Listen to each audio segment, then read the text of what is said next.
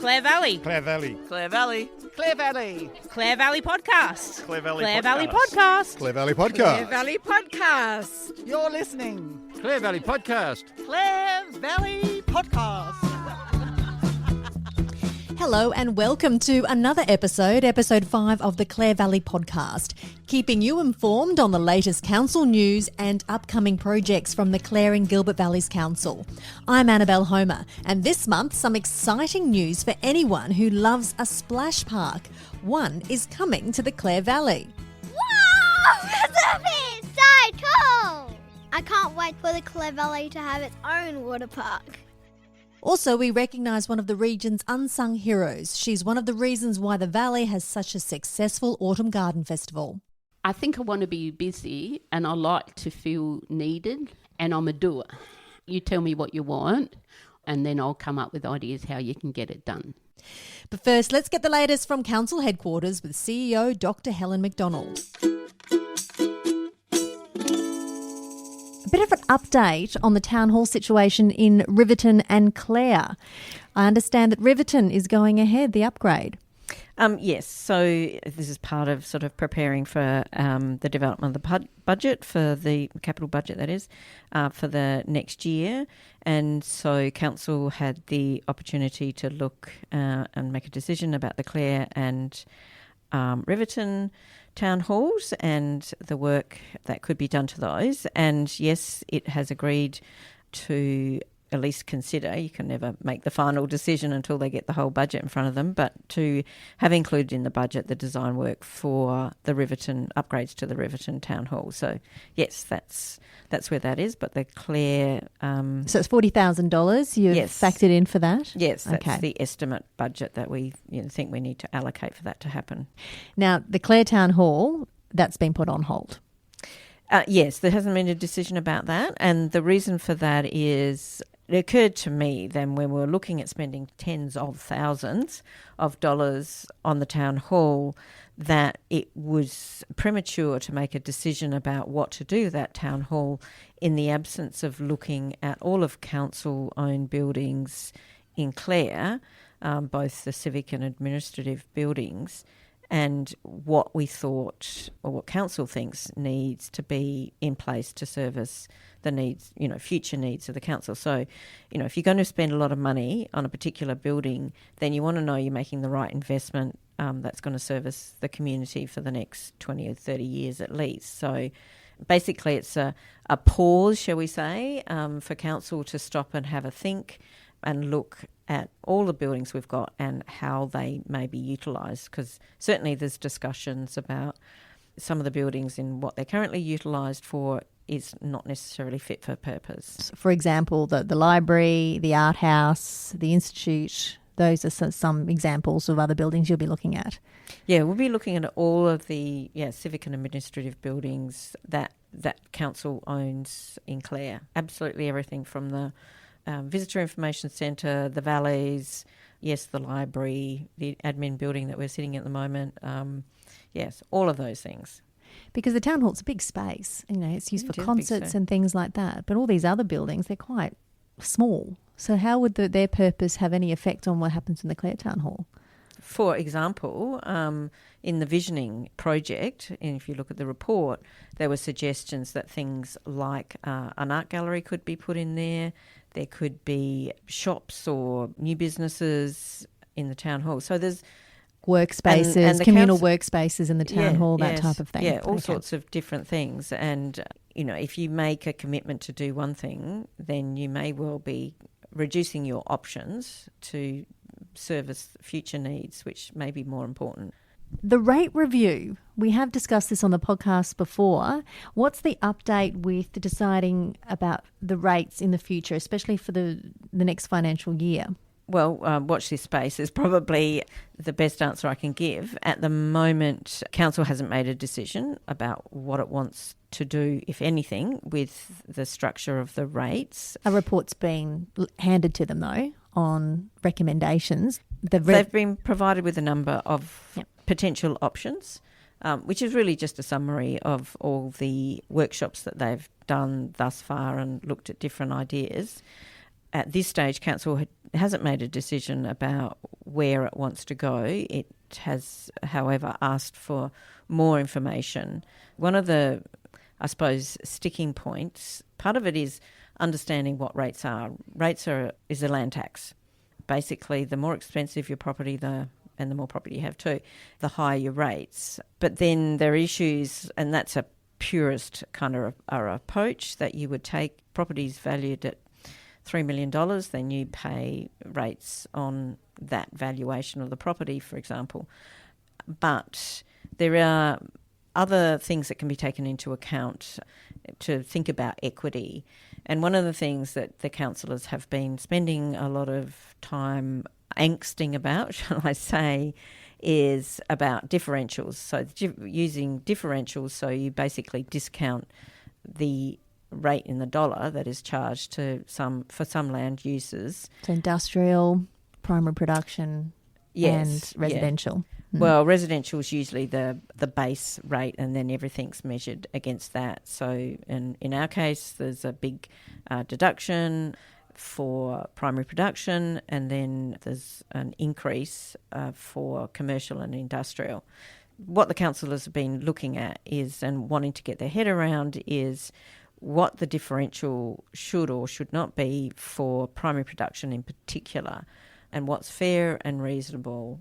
That's where they don't feel, I think, that they have enough information, because basically if you look nationally, agriculture, there's been an increase in income, but if you look at data we have for the Clare and Gilbert Valleys council area, there appears to be a reduction in the income of primary producers. So the question is that difference something to do with the data that is drilled down to such a discrete level, or a distortion of the data, or is there something actually going on in this particular council area that explains that? So that's my job, basically, is to, not mine personally, because I don't really have the expertise to do that, but yes, to get somebody to look at that issue and provide the councillors with some information so that they are better informed to make a decision. This may not be a decision that will be made by the next financial year, and even if they do come to some type of decision after that, it does go out to public consultation. So if councillors, they may come and say, no, the current system that we have in place for rating is perfectly okay, we don't want to change it. If that's the case, that's it. If they do decide that they want to make some changes, then yes, it must go out for public consultation. So the further we get pushed into this year, because of the period that you're required to have for public consultation, that may jeopardise whether it could be potentially introduced for the following budget and business plan, so the new financial year. So it's watch this space at this present time. At this point, yes. Okay. Yeah. On a lighter note, the Great Australian Wine Trail. There's still a big push to make this happen, and this is a new trails to be established from Aldinga Beach all the way to Clare through all the wine regions. Like, this is not a new concept, you have told me. It's been in the pipeline for many years. So where are we up to with this? Because I understand that there's a lot of councils that are in support of this, and I presume the Clare and Gilbert Valleys Council is too. Indeed. Yes, it's a project that's been going for at least 5 years. And I suppose it's gained momentum over the last couple of years, particularly with the new mayor at the Barossa, Mayor Bim Lange, who is an avid cyclist. And basically, yes, it's connecting the wine regions that around Adelaide and connecting cycling trails that already exist. So Barossa has obviously cycling trails. We've got the Riesling and Rattler trails. There's trails that exist through the council areas that would participate in the trail. The project is looking for funds to create the connections between all of those trails, and obviously there's a whole lot of marketing and other paraphernalia that would need to go around that to create a product to promote to tourists and obviously locals as well. So it's a pretty audacious project, but it certainly would be a great one if we can ultimately get the funding to make all of those linkages between the various council areas. Considering it's been talked about for the last 5 years, why now has it been brought up again? It's been going on for that long because councils have been putting in bits of money to do bits of the research work, to develop the business plan, to do the mapping, etc. So it's been incremental in terms of the interest. And as it's got bigger, more councils have got committed to the process. So there's even councils that are committed to the trail that the trail won't directly grow through, but they will have the capacity to have let's say spur trails that go off this great trail into their council areas. So it's, seen as a great opportunity. Essentially the reason that it's sort of popped up in the agenda of our council is because we've got 2 elections facing us, and state and federal, and so it's an opportunity to raise awareness with the politicians and get interest and commitment around funding is really what it's about. Right. Okay. Watch this space again, I presume. It'd be interesting to see whether it might be happening in the next 5 years. All right.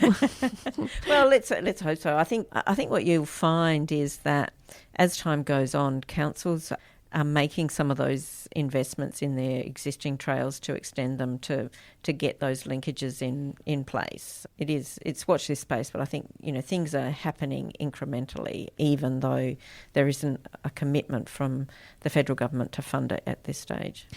Chief Executive Officer of the Clare and Gilbert Valleys Council, Dr. Helen McDonald. The Clare Caravan Park, run by Discovery Parks, has secured a 42-year lease expiring in 2064, giving them the green light to invest in many long-term projects to improve the standard of the park. Apart from accommodation upgrades, Chief Investment Officer Amanda Baldwin says there are plans to build a water park by this summer for public use. So what we know in the short term is we're really keen to get a water park in. So part of the negotiations, we're looking at a piece of land that adjoins the property that has great access to the public and gives us a real awesome opportunity to build a water park there. So we'll look at investing in the facilities, and that will come with upgrade to the existing parks facilities as well through swimming pool and a pump track as well. And then longer term, we're really planning towards some further accommodation development. So we want to put in some additional cabins and expand the accommodation offering that's there and offer some upgraded product. You said some adjoining land is where you're planning on putting in a water park, is that right? Yeah, right next to the property with direct access. I think it's currently just a community reserve, basically. When are you planning on building this water park?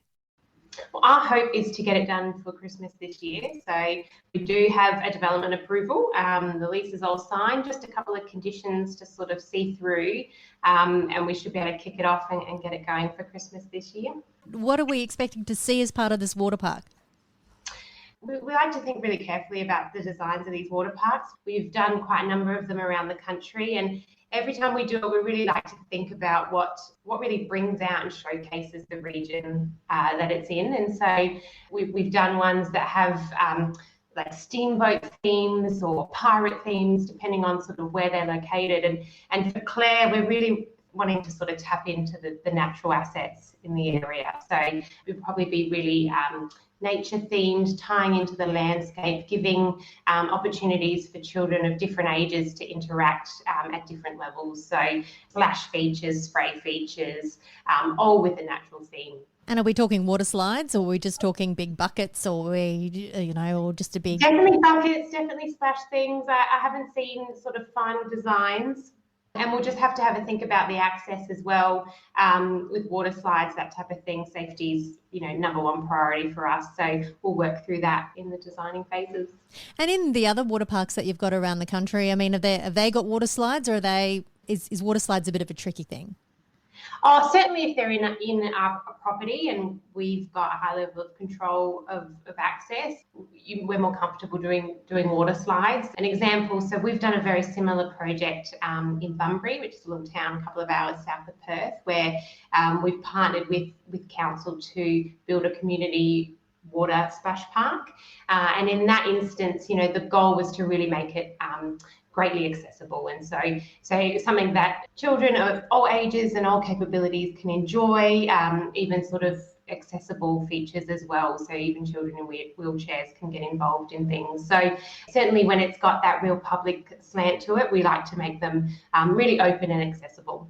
That's the same goal for Clare, and you're hoping it would be a community splash park, not just for people staying at the park, but the whole community can come and enjoy it? Absolutely. Yep. Absolutely. Yeah, that's the goal. We know the park's special to the people of Clare as well as visitors. So, yeah, we want it to be an asset that everyone can be proud of and enjoy and experience throughout the year. How big of an investment is it to put it in a water park? The first stage will be a couple of million, but certainly as we sort of think to a broader master plan and accommodation, it will multiply out from there as well. So, yeah, a couple of million in the first stage. And you said there's going to be extra accommodation, cabins, or are you talking glamping tents? What's the nature of the accommodation? Anything's on the cards. We like to take a real sort of customer-led approach to what we design in our properties. So we'll really tap into understanding what customer experience is going to really suit the park, suit the region, suit the opportunity to really kind of grow visitation to the region as well. So we do focus group surveys, that type of thing, to determine what we do. We know the park has a real family focus, so we probably won't stray too far away from that and really tap into the opportunity for families to get away, enjoy each other's company, enjoy a region.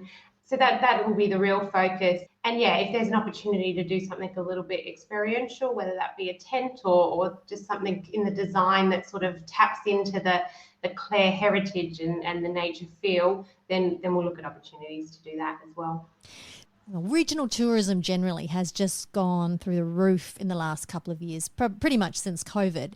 How much growth have you seen over the last couple of years in all your parks, not just in South Australia, but Australia-wide? There's definitely we've been on a growth trajectory as a business we've been running for almost 20 years, and each year the industry has been growing and we've been growing with it as well. So our footprint has grown significantly over the last few years, but we are also seeing the trend in caravan and camping grow. And while there was kind of that blip in March 2020 when the whole world stopped, it sort of came back then tenfold. So the growth has been sort of a continued growth, I think, of the category, and I think it is people wanting to get back in touch with nature, back to the basics, and it's a nice, simple way to holiday. And as our lives get busier and more connected, caravan and camping is a really sort of, rugged and laid back way to travel. And I think people are getting back in touch with that, which is awesome. And what is the footprint of the G'day group these days? Yeah, we've got over 300 locations across Australia, which is awesome. And that's massive growth in my time. We were about 30 properties when I started with the company about 8 years ago. So yeah, and our own footprint is over 80. So we own and operate 80 holiday parks around the country, and then the G'day network is over 300. How much growth have you seen at the Clare Caravan Park or the Clare Discovery Park, figures-wise? Can you give me some figures as to how much it's grown in the last 12 to 24 months? I don't have the figures in front of me, but I do know we've seen an increase in absolutely occupancy. So both in cabins and sites, we've seen increased trends of people coming to stay. Average length of stay is dropping slightly, so people are taking shorter trips. But what we are seeing as well, which is awesome for a destination, is people are pre-booking. So, people are actually seeing Clare as a destination that they want to pre-book at and plan in advance, which is counter to the trend more broadly across the country with a bit of uncertainty. But what it means is Clare's becoming a destination that's on people's roadmap to plan a trip to. And that could also be a factor of the state focus as well, with locals getting out and seeing their backyard. Well, for those people who are listening and have heard that, okay, Discovery is going to go down the water park track. It's going to have a water park in place by summer, which is very exciting. Would you say that it'd be best if people want to have an idea as to what it potentially could look like, is to look at the Bunbury option to give people an idea of what to expect? Yeah, that's probably a good example. I mean, we're about to go through our planning process to really finalise things. So we'll be sharing designs and schematics and that type of thing on our website, I'm sure. So yeah, we'll want to keep the community really engaged in that process. So watch this space. Thank you very much for joining me on the Clare Valley Podcast, Amanda. It's been a real pleasure. My pleasure, Annabelle. Thank you. Chief Investment Officer Amanda Baldwin from Discovery Holiday Parks. Well, let's find out what the next generation think about a possible new water park in the Clare Valley. I've heard that they're building a splash park at the Caravan Park. What do you think? Good. What do you like about splash parks? That they're fun to go play on. What does Mum think? Oh, I think it's going to be great fun. We all love getting nice and wet, especially in summer. Whoa! It's so cool! When are we going to go there? Like, when is it closed or open? I think it's due to be open summer this coming year. So would you like to go? Yes, but we don't have a caravan. Well, it'll be open to the public. So even if you're not staying at the Caravan Park, people like you and I can go. Yay! I can't wait for the Clare Valley to have its own water park. Well, I think it's safe to say that there's a bit of excitement surrounding this new water park. So watch this space and hopefully there will be something in place by this summer. Clare Valley Podcast. Clare Valley Podcast. You're listening. Clare Valley Podcast. Clare Valley Podcast.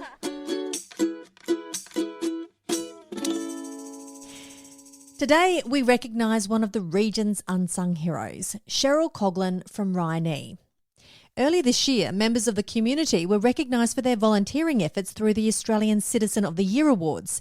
Cheryl Koglin received her award for the Northern Area for her 13 years of service to the Clare Valley and surrounds, working tirelessly for the Clare Show, the Autumn Garden Festival, the Clare Show Market, and so many more organisations and groups. I think I'll let her tell you. Regarding the Clare Show, I've been treasurer and then secretary since 2011. I was on the Rattler Trail Committee.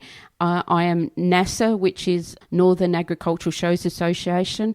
I was president. I've been on the executive, and I'm now secretary, which helps out at different shows. I've been the event organiser for the SA Autumn Garden Festival for 11 years. That has grown from about 800 people to pre-COVID 4,000 people. And I am president and have been president for 12 years of the Saddleworth Craft Workshop. Over the next 10 minutes, you'll hear all about her life growing up in Port Adelaide. She's one of 11 children, her stint working in the mining industry in the Territory, and how she ended up in the Clare Valley. She describes herself as a doer. She puts 110% into everything that she does, and the Valley is lucky to have her. This is Cheryl's story. Thank you very much for having me in your kitchen this morning. Big congratulations to you. Thank you. How did you feel? Actually, I was driving to Elizabeth with my sister and my daughter, and Wayne Thomas rang up and I said, "Are you serious?" I said, "I can't believe that. No, it must be something wrong. You lack candidates." I felt a bit humbled and honoured that I got recognised. Yeah, it was very nice. Yeah, and in the end, it was a little bit overwhelming with it. So it was very nice to be seen to do so much that my name got put forward. We're going to backtrack and have a look at your life in just a moment, but just to focus more on the now. Mm-hmm. Out of all those things that you've mentioned, what are you most proud of? Out of those things that I've mentioned, I'm actually most proud of the Garden Festival. Why is that? We started off to make it something for Clare because when we first started it, we needed money for the show to upgrade the buildings, and we wanted some seating and some shading like at the Clare Show, and because at that time there was no garden nurseries in Clare. So we looked at thinking, what could we do to raise money? And we did have a garden site that used to come to the... I forgot the Clare Show Market too. And so we went and asked them, do they think it could succeed? Because we had to put a business plan before the show to see if we could succeed. And he said, so glad that someone has finally thought to do this up here. He said it's ideal. We had a different spot. He went right around the showgrounds and he said it's best down there amongst the gum trees. Do you make any money from that event? Yes, we do make money, probably not as much as we could because we don't charge overly high prices. This is the first time the ticketing price has gone up for about 5-6 years because we weren't getting grant money from elsewhere. And money has needed to go into the showground. So all our money goes back to the showground, and it was supposed to go in there for maintaining the buildings. It's going to go towards our big veranda decking out the front of the brick pavilion, the seating at the little arena, the solar panel. That was all money from the garden festival. We've raised, since 10 years, $120,000. What makes you be such a proactive volunteer? Does it make you feel good? Do you just like being busy? What is it? I think I want to be busy, and I like to feel needed, and I'm a doer. I'm not real good behind the scenes. I'd rather be out there doing. So marketing and looking for sponsorship is not me. I'd rather you tell me what you want, or you tell me how you do it, and then I'll come up with ideas how you can get it done. That's what I am, a doer. But your volunteering escapades didn't just start when you moved to the Clare Valley. You've always been a volunteer for many, many years. So let's take a step back. You're originally not from here. You're originally from Port Adelaide, I understand. Born and bred Port Adelaide. Port Adelaide, the best football team in the country. Got to get that one in. When I was about 18, 19, I helped set up the Lefevre Netball Association. We took it to the local Catholic school, so we moved it down there, and we ended up having about 40, 50 clubs involved. I coached, I umpired about 4 or 5 times a week. That was when I was fit and healthy, a long time ago about that. We've got one daughter, and she went to the local Catholic school, so I was on the PNF for that. And we used to go help set up bingo, which was their fundraiser, and I hate bingo. Oh, really? Yeah. So, what, because of that experience, or you just hate it generally? I just hate it generally. To me, it's too boring, but that's my opinion. So that probably was my mainstay into volunteering. So what did you do for work? Because I presume you haven't dedicated your whole life to volunteering. No, I've always worked. I left school when I was 15 and didn't pass year 10. I am one of 11 children. Wow, so you are the youngest, the eldest, or the middle? Got the middle child syndrome. 5th oldest, 6th youngest. So forgotten child. Oh, very much forgotten child. I always said I was adopted. Being a middle child and you left school at 15, do you think you were more independent because of that reason? I know nobody's going to believe it. Nobody believe it on listening to your podcast. I was a very shy person. I don't believe you. No. My birthday is Guy Fawkes night, and my uncle's family, he had 13 kids and we had 11, and we'd go around and have a big bonfire and we'd sing happy birthday, and I'd run away and cry. That was my earliest memories. So very, very shy person. So what made you come out of your shell? Do you think it was all the volunteering? No. Or just growing up generally? Just a little bit of growing up generally. And I used to work for a major communications company. You did a lot of courses, and I worked for a big mining company as well. And I had to go visit all the mines and train the people at the mine sites on computers. And I went to uni up there. And I think a little bit of all of that has brought me out my shell. You said that you moved to the Territory or worked for a mining company.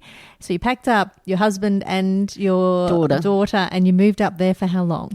2 years, and which is what the contract was for. What was that experience like? Awesome. It was quite totally different. I was asked to go up there to help sort out help sort out their office because they were having a few problems. And it was my first time on a 4-seater plane, which we went down to Granite's gold mine. And I can always remember I said to my boss, I don't think I feel too good. And he quickly went to the front of the plane while I threw up in the back because it was all the desert thermals. And so I went there about 3 or 4 times. So that was a different experience. Went right underground to where they were drilling. It was a big gold mine. Do you remember your first thought when you went and saw your first mine and you first went underground? Oh, this is huge, massive, because we saw the big blast as well. Health and safety, what was that back in those days? Because definitely wasn't any health and safety orientation I had. So while I was in Darwin, they had a couple of deaths at the mine sites and the caved in. Luckily, that person got out. Oh, okay. Yeah. But it was quite different, and Darwin was quite different. I mean, I went to university, learned to drive a car up there because you had to. So you didn't know how to drive a car until what age? About 38. So why the delay? I didn't have to. We lived near the railway line, so I caught trains all my life. I rode on my bike. I had a little dinky seat in the back for my daughter, and we'd ride to Kindy, and which was a good 5k away. And that's what it used to do. Why would I learn to drive? I'm a bit nervous. Yeah, when you learned to drive at the age of 38, that must have been a pretty intimidating experience. Yeah, well, I got a driving instructor after one time with my husband, so that come up really quick. And in Darwin back then, they only had one traffic light. Oh, okay. Yeah, so I've only parallel parked once, and that was up there. It's very laid back. NT stands for not today and not tomorrow. It will happen, but not today and not tomorrow. And that is so true. Very, very laid back, and you had to be very, very social, which we struggled a little bit with. And that, so when the 2 years was up, we were going home. And when you came back to Adelaide, you worked for a telecommunications company. Yeah. And then what made you decide to move to the Clare Valley? Husband said, do you want to move to the country? I said, yeah, why not? Oh, simple as that. Simple as that. All our big decisions are made snap on. All the little ones, as you can see, procrastinate forever. Okay, so you moved up to Rhinee. Yep. What was life like for you up here? You weren't retired, you commuted back to Adelaide. Yeah, that's right. Well, our daughter had moved to Newcastle to go to university over there, and we found this house. It was a transportable, which is down opposite the pub. When we sold it, it went down to the pub, just opposite the pub, and we built this house here. So I commuted to Adelaide. My husband commuted to Port Adelaide for about 2 to 3 years. Very hard, very exhausting. It was a good 2 hours on the train there and 2 hours back. In the wintertime, you'd go... It'd be dark when you go, and when you come home, it would be dark. We had at that time about 9 alpacas, because I have actually been the librarian at the Hand Spinners Guild for 25 years. Of course you have. Yeah, and something else. Yeah, and so I used to do weaving and spinning, and learned to weave down there. And we looked at what animals we could have up here. A neighbour, when we were at Largs North, she used to have a farming property in the Mallee, and she said, don't get sheep, too much work. So alpacas have been, and we've only got 2 now. We've given our others away because we're just getting a little bit too old to look after them. And I've got a shed full of alpaca fleece that I haven't been able to spin through. So did you start volunteering up here once you retired to meet people? Because I presume you wouldn't have known a lot of people. Yeah, it was about 12 months after I retired. It was I was looking for something to do then, and we had access to a second. And you've got to have a car if you live up outside any township. A friend who had alpacas also said that Clare Show was looking for a treasurer, and that was actually my background. And I said, well, I'd be happy to do that. Wow. So if you were a treasurer back then, so how long were you with the Clare Show for? Since 2011. That's about 11, 12 years. Yes, that's right. Yeah. That's impressive. And you're hanging up your hat this year. Yes, tomorrow night is my last AGM, because I'm public officer, is my last meeting. And we're doing this interview at the end of February. Yes. So by the time this is uploaded, you would have been finished. Done and dusted. I'm still doing the garden festival because that's my love. But country shows are very, very exhausting and mind-draining. Who's replacing you? Can I get the scoop? Well, I'm not sure. Oh, okay. Okay. So I don't know. So I can't help you there. So let's look ahead. Your volunteering days are not over. Even though you have been awarded and been recognised with an Australia Day award, which is just a brilliant recognition, what's the next step for Cheryl Koglin? I would presume after the garden festival, when I first said something to my brother that I am resigning from this and that. And he said, but what are you going to do? He said, you've got to do something. Mind you, this person is president of this and this and that, so it must be in the family somewhere. And I said, I don't know. So I'll probably be looking for something at some stage. but maybe not getting so deeply involved. Think I need a break. So what do My husband needs a break. I was going to ask you about what he thinks about all the work that you do for the community. I think he was very proud of the award, but he's thinking, as I'm stepping back, he's thinking, oh, thank God I don't have to do this, I don't have to do that. And I think my daughter and my sister and that they're thinking, oh, thank God for that, because she's not involved in this. We can have a break from that. I can just walk around the garden festival without working in the background. So you recruit them all? Oh, yeah. Yeah. Very much so. If you stay still, you're recruited if you're around me. I recruit the people from my craft show, from Gawler show. If you stand still long enough near me, you're recruited to do something. I like that. You said something about what am I most proud of, besides my daughter, who she reminded me yesterday. That's what needs to be said. And the festival, and the garden festival. I actually have got from university a graduate diploma in management with a credit pass for someone that didn't pass year 10. I thought that was one of my proudest achievements. I bet. Reflecting back on leaving school at year 10, what did you do straight out of school? Because you would have been very young. Checkout chick. Coles at Port Adelaide. That's how long Coles at Port Adelaide have been up and running. About 55 years now. Yeah. So then how did you get involved with the mining company? I taught myself. I went out and bought a typewriter and taught myself to do it very quickly, and worked for Phillips at Hendon for about 18 months. And you're talking my age. We're going back 40, 50 years here. Do you mind if I ask how old you are? I'm 69 this year. Oh, yeah. Still just young. a baby. Yeah. Yes, yeah. And then I worked for a printing company at Bowden. And see, all of these and then a paper bag company at Wingfield, and they made the first wine casks type of thing back then. Then we went overseas. So I've been overseas a few times, and when I come back, it was for Southern Cross Machinery for 12 months. So every job I've then gone into, I've gone one step further. When I work, actually give it 110%. When at the paper bag company and the printing company, they had the old switchboards with the eyeballs in it and the plug and cord. Yeah, I worked with one of them. Wow, okay. Yeah, so. You know how you said you were proud of getting that university degree? Yeah. I would be more proud of the fact that you have taught yourself all those skills. You've worked your way up to work in a company, in a mining company, before you even get that degree. I think that in itself is quite impressive. Oh, I suppose so, yeah, because in Darwin I went to uni there, and that was in the certificate of accounting I got there. And when I worked for the communications company, I did all the hiring and the firing. And I said, all these people have got degrees, and I worked with the best boss you could ever have.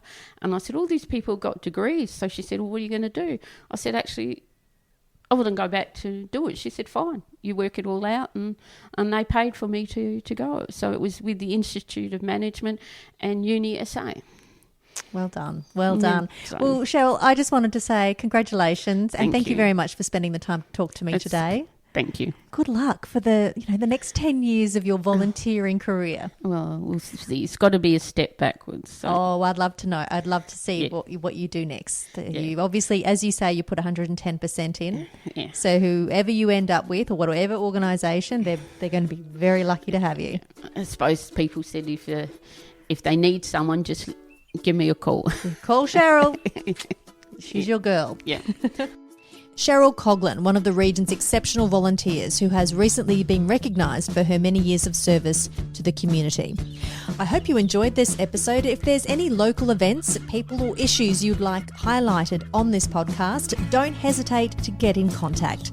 The Clare Valley Podcast is brought to you by the Clare and Gilbert Valleys Council. I'm Annabelle Homer. Catch you next time.